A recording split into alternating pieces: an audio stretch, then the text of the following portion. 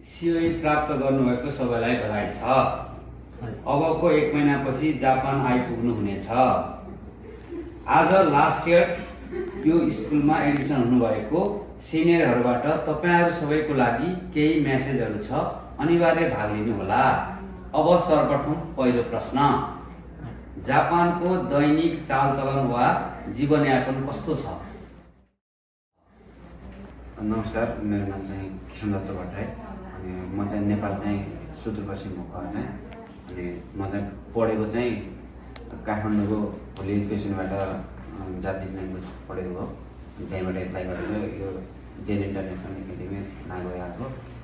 अनि हामी चाहिँ 2025को जिउगाचोमा आएको अक्टोबरमा। सुरुमा आउँदा हामीलाई अलिक गाह्रो नै भएको थियो, किनभने अब देशभन्दा बाहिर कहिले नगएको मान्छे, त्यसपछि ल्याङ्ग्वेज पढेर आयो भने त्यत्रो धेरै जुन हाम्रो आफ्नो देशमा पढेको ल्याङ्ग्वेज हुन्छ त्यो धेरै यहाँ त्यति धेरै युज भएको हुँदैन। त्यही भएर सुरुमा चाहिँ अलि हामीलाई बुझ्न गाह्रो नै भएको थियो। अहिले चाहिँ अब लगभग 3-4 महिना भइसक्यो। अब यहाँको लाइफस्टाइलसँग एकदमै घुलमिल भइसक्यौँ। अहिले चाहिँ त्यो सजिलो भएको छ पहिलेको भन्दा। अहिले ल्याङ्ग्वेजमा पनि बिस्तारै इम्प्रुभ भइरहेको छ। पार्ट टाइम जब कस्तो छ, कस्तो लागिरहेको छ? पहिले चाहिँ नमस्ते, मेरो नाम भूमिका खोर, म चाहिँ सुदूरपश्चिमबाट नै हो। पहिले चाहिँ पार्ट टाइम जब गर्दा चाहिँ अलिक गाह्रो नै हुन्छ हामीले, किनकि नेपालमा त्यति काम गरेको हुँदैनौँ। अनि यहाँ आएर चाहिँ एक्कासी काम गर्नुपर्ने हुन्छ। अनि बिहान छिटो उठेर गएको आउनुपर्ने हुन्छ। अनि फेरि कुद्यो काममा गयो, अनि त्यस्तो सोचे जस्तो सजिलो हुँदैन। मेन्टल्ली आफूले चाहिँ अलि बलियो भएर आउनुपर्छ। अनि त्यसपछि यहाँ आएर चाहिँ त्यस्तो सजिलो छैन, अलि गाह्रो नै छ। त अलि मेन्टल्ली पोजिटिभली अलि स्ट्रङ भएर आउनु होला भन्न चाहन्छु।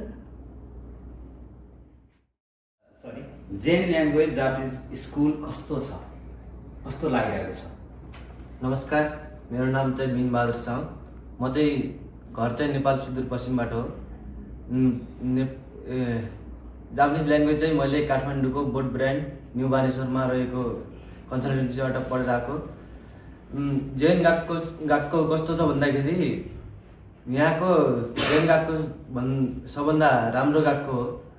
जेन गएकोमा एकदमै म्याम सरहरू सबै बुझ्ने, फेसिलिटीहरू सबै राम्रो रहेको छ। त्यही भन्न चाहन्छु। अब हामीलाई अहिलेसम्मको फिल भएअनुसार जे जति कलेजबाट सुविधा पाउनुपर्ने हो त्यो सबै हामीले पाएको छौँ र महसुस गरेको छौँ। र सँगसँगै जुन हामीलाई पढाउने शिक्षकहरू हुनुहुन्छ उहाँले एकदमै हामीसँग एकदमै इको फ्रेन्डली हुनुहुन्छ, जस्तो साथीहरूको जस्तै व्यवहार गर्नुहुन्छ। त्यही भएर हामीलाई त्यस्तो कुनै पनि कुरा नबुझेको कुराहरू सोध्न र त्यसरी एकदमै लजाएर डराएर सोध्नुपर्ने कुनै अवस्था छैन। एकदमै हामी साथीहरू जस्तै भएर सरहरूले हामीलाई नजानेको कुराहरू सिकाउनुहुन्छ। अनि त्यसपछि नबुझेको कुराहरू हामीलाई ब्याक अफ द क्लासभन्दा बाहिर पनि हामीलाई एकदमै सपोर्ट गर्नुहुन्छ। कलेजको त्यस्तो जुन सुविधाहरू पाउनुपर्ने अथवा जुन हामीलाई यो कुरा चाहिँ भइदिए हुन्छ भन्ने जस्तो लाग्छ, त्यो कुराहरू पहिले नै हामीलाई कलेजले प्रोभाइड गरेको छ। खासमा भन्नुपर्दा कलेज एकदमै राम्रो छ। हामीले चाहेको सुविधाहरू र हामीलाई गेन गर्नुपर्ने कुराहरू एजुकेसनदेखि लिएर त्यसपछि यहाँको जीवनस्तरको बारेका कुराहरू सबै सिकाउनुहुन्छ। एकदमै राम्रो छ। प्रिन्सिपल पनि राम्रो हुनुहुन्छ, एकदम आउनु होला तपाईँहरू पनि भन्न चाहन्छु। धन्यवाद। अबबाट जापानमा आउने बेलासम्म पढ्नुपर्ने कुरा के होला? जापान आउनु अघि पढ्नुपर्ने चाहिँ ल्याङ्ग्वेजै हो।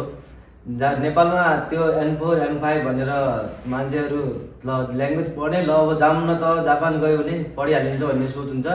त्यस्तो मानसिक सोचहरू नबनाउनु होला, किनकि नेपालमै अलि धेरै चाहियोभन्दा धेरै पढेर आउनु होला। यहाँ आयो भने पढ्ने र काम गर्ने टाइम दुइटै मिल्दैन। काम गरेर पढ्ने टाइम चाहिँ एकदमै कठिन हुन्छ। त्यही भएर सकेसम्म नेपालमा हुँदाखेरि N4 N3 चाहिँ पढेर आउनु होला भन्न चाहन्छु म। धन्यवाद।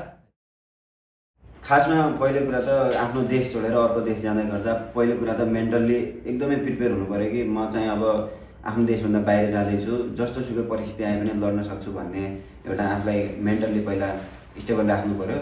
त्यसपछि अब दुःखहरू समस्याहरू आउँदै गर्छन् जीवनमा, त्यो दुःखहरू पीडाहरूसँग सबैसँग लड्न सक्ने क्षमता राख्नु पऱ्यो। पहिलो कुरा आफ्नो देशबाट निस्किसकेपछि सबै कुरा आफ्नो देशको जस्तो हुँदैन, भाषा, त्यसपछि यहाँको रहनसहन, त्यसपछि यहाँको जीवनस्टाइल टोटल्ली फरक हुन्छ।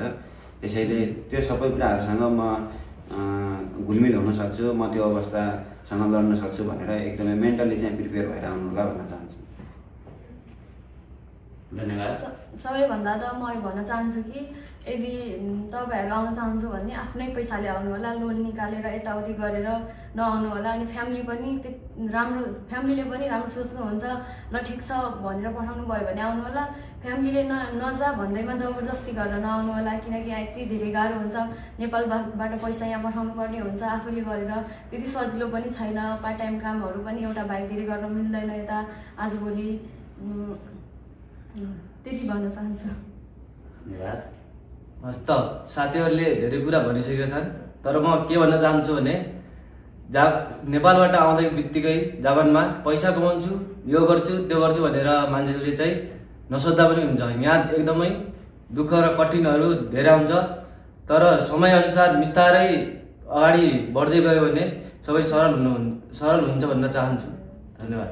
हामी सबै तपाईँहरूलाई जापानमा पर्खिरहेका छौँ। By by.